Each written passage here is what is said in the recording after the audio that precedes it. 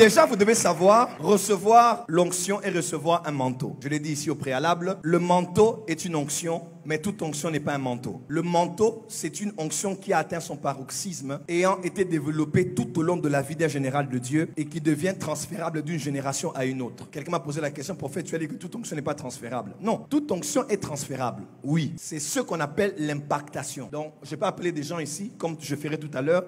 Je prie pour vous, je vous ai impacté, mais je ne vous ai pas donné le manteau. Le manteau qui est sur moi est en train d'être développé. Il arrivera une saison de ma vie où je relâcherai ce manteau. Le manteau se développe tout au long de la vie de la personne. Dans le caractère, dans les persécutions, dans l'intégrité, dans l'obéissance et dans le fait d'apprendre les voies du Seigneur. Là, c'est ce qu'on appelle un manteau. Et quand on transfère le manteau maintenant, là c'est maintenant, on reçoit le même appel que la personne avait. Je l'ai expliqué dernièrement ici. Donc, comment recevoir plutôt l'onction de quelqu'un qui est loin? Parce qu'on ne peut pas recevoir mon manteau aujourd'hui. Non, on peut recevoir l'onction que j'ai. Parce que l'onction est transférable par ce qu'on appelle couramment dans le jargon évangélique l'impactation, impactation. Bon, déjà, par rapport à cette question, vous ne pourrez recevoir l'onction que si vous connaissez le monde spirituel. Le monde physique, la terre a des distances. Le jour où j'ai voyagé avec Pat Carva, on est arrivé en Inde. On a réalisé au fait qu'on est toujours sur la terre des humains, mais on est arrivé de l'autre bout du monde, en Asie, à cause de la distance. Pour arriver à tel endroit, certains utiliseraient la marche. D'autres, à cause de la distance, utiliseraient un vélo, une moto, un bus, une voiture.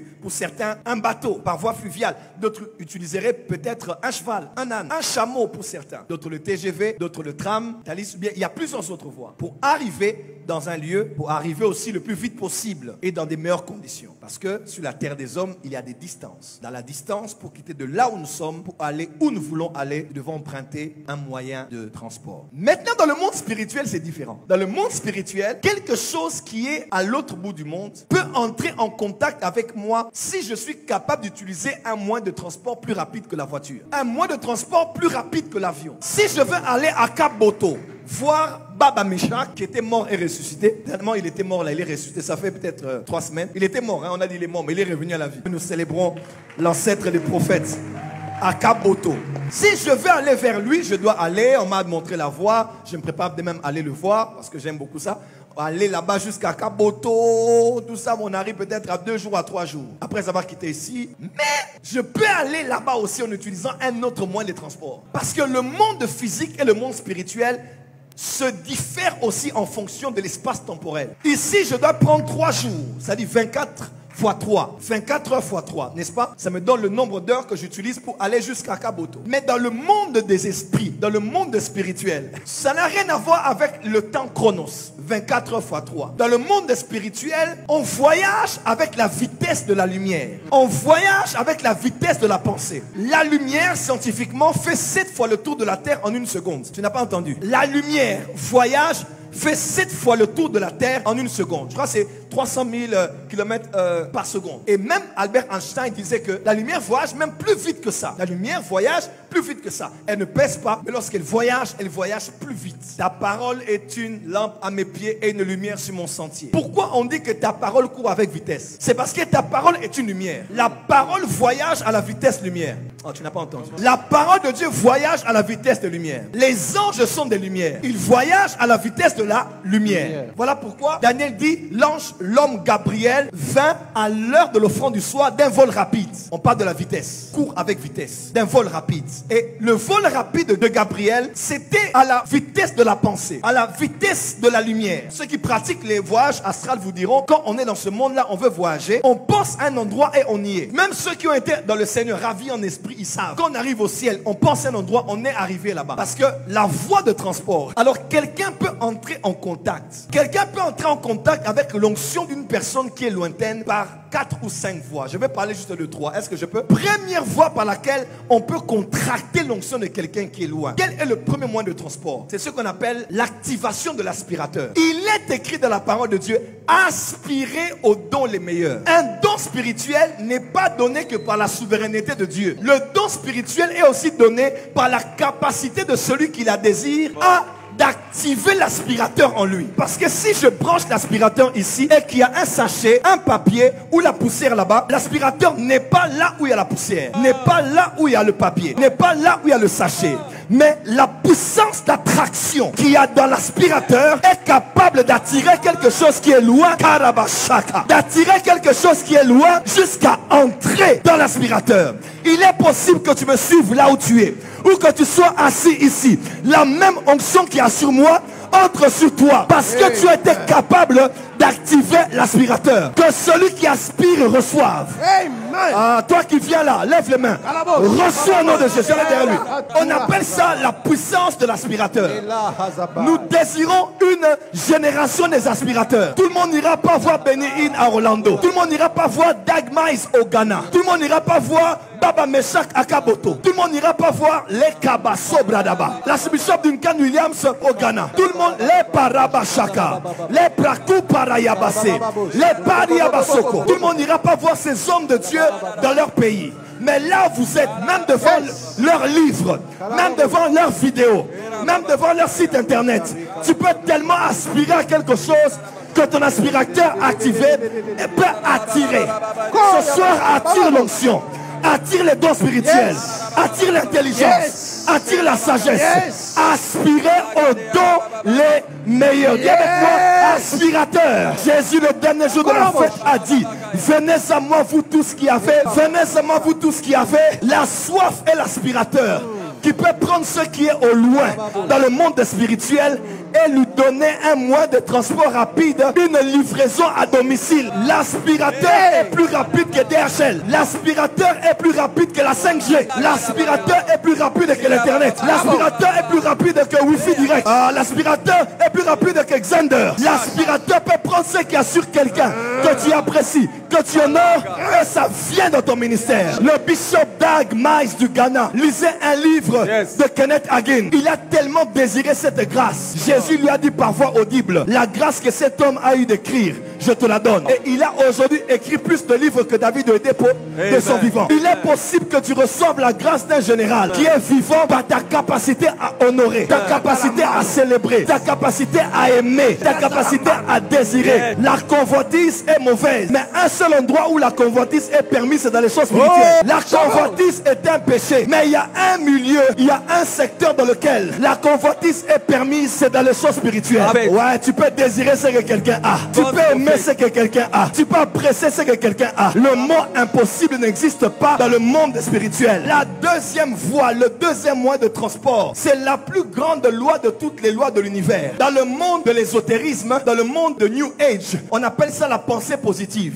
Parce qu'ils savent que peu importe qui tu es, tu peux attirer tout ce que tu veux avoir au travers de cette loi. Mais l'opposé de cette loi, dans le royaume des cieux, c'est ce qu'on appelle F-A-I-T-H en anglais, F-O-I en français. Si cela est impossible, non, rien n'est impossible à Dieu et tout est possible à celui qui croit. Frère, nous sommes arrivés à une époque où Élie a déjà fait tomber son manteau. Tout le monde passe par là, mais personne n'a l'audace et le courage d'enlever son manteau et de porter le manteau d'Élie. Quand j'ai commencé les réunions de la MAP, je n'étais pas le plus loin de ma génération. Je n'étais pas le plus puissant de ma génération, mais j'étais le plus audacieux de ma génération. Il y a un moment où, quand Élie n'est pas là, le leader n'est plus là. Il y a un moment, quand Élie n'est pas là, le père n'est plus là. Et entre le moment où Élisée a pris le manteau et le moment où Élie a laissé le manteau, il y a ce qu'on appelle une crise juridictionnelle. Il y a une chaise vide. En politique, on appelle ça une transition. La chaise est vacante. Il y a un moment où un général laisse quelque chose, une génération prend la chose. Mais entre cette période-là, il y a un temps vide.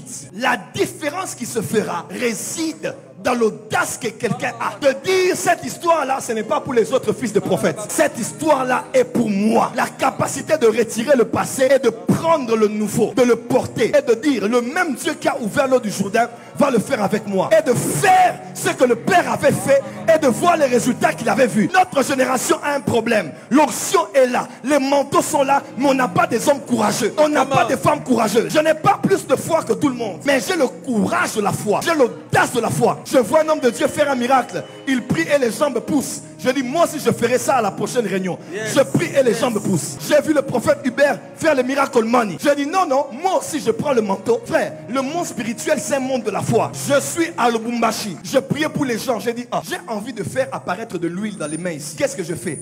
j'ai pensé à Bouchiri. J'ai vu une vidéo de Bouchiri. Il priait, l'huile coulait des mains des gens. J'ai dit, moi, je n'ai pas encore vu ça vraiment. J'ai pris mon esprit. J'ai connecté à l'esprit de Bouchiri. Et je dis, ce qu'il a fait là, je le fais aussi. Et quand j'ai déclaré, l'huile va paraître maintenant. Ceux qui étaient dans le marché avec moi le savent. L'huile apparaissait aux mains des pasteurs. 2015, tout le monde a vu ça. Yes. Pourquoi? Le courage de la foi. Le courage. Est-ce qu'il y a dans cette génération des jeunes qui sont courageux? C'est vrai, il y a des ailes amères. C'est vrai, il y a des rebelles qui osent n'importe quoi. Ils sont pressés. Mais moi aussi, j'ai commencé jeune. Je ne dirais pas toujours aux jeunes, attendez. Il y a un moment où on peut attendre. Mais même avant acte 1, verset 8, même avant acte 2, verset 1, 33 ans, ils allaient quand même chasser les démons. Même en attendant la licence ou le graduat, on vous donnera les travaux pratiques. Personne n'a le droit de vous dire attendez pour attendre. Même si j'attends le temps de l'accomplissement, je ne croiserai pas les bras. Je prierai pour les malades.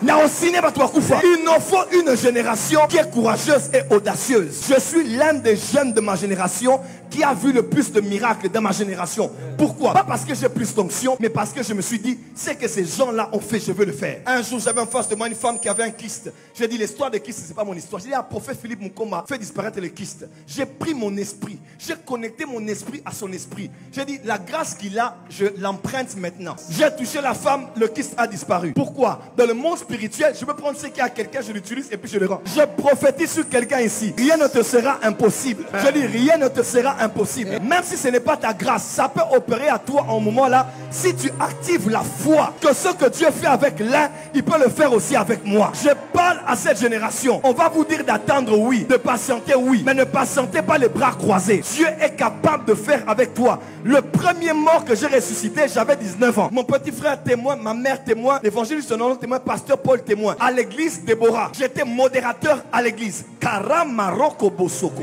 J'étais modérateur à l'église. Un simple modérateur. Qui vous a dit que l'onction n'entrera que quand l'homme de Dieu entrera? Qui vous a dit que l'onction entrera que quand le prédicateur du jour entrera? L'onction peut passer par un protocole. L'onction peut passer par un compteur d'argent. L'onction peut passer par une sécurité. L'onction peut... Oh, est-ce que je parle à quelqu'un ici? Je suis allé à la permanence. Quand l'homme de Dieu faisait le service, alors que je n'étais que modérateur, on a emmené un enfant qui était mort en plein culte. 19 ans s'il vous plaît. 19 ans encore à l'école secondaire. J'ai regardé cet enfant, tout le monde priait et pleurait. La mère pleurait, l'enfant était mort. Un médecin était là, l'enfant était mort. 19 ans. J'ai regardé l'enfant, j'ai dit, je ne serai pas intimidé par les frères de David qui vont te dire tu es trop jeune, tu es trop audacieux, tu es trop courageux. J'ai dit jamais de la vie. J'ai dit donnez-moi cet enfant. Et maman Jeanne Okitembo qui est aujourd'hui aux États-Unis m'a dit donnez l'enfant. J'ai pris l'enfant. J'ai entendu Ézéchiel 37. On m'a dit souffle 3 fois sur l'enfant. J'ai soufflé. J'ai soufflé. J'ai fait. Les doigts de l'enfant ont commencé à bouger. L'enfant a repris vie en plein culte au ministère international Déborah. Ceux qui sont là le savent. J'avais 19 ans. Pourquoi? La foi. Rien n'est impossible à Dieu. Même si le prophète est loin de toi, si tu actives la foi, ce qu'il y a en lui peut venir vers toi. Même si ce ne sont pas les gens de grâce qui te ressemblent à toi, tu peux court-circuiter l'onction.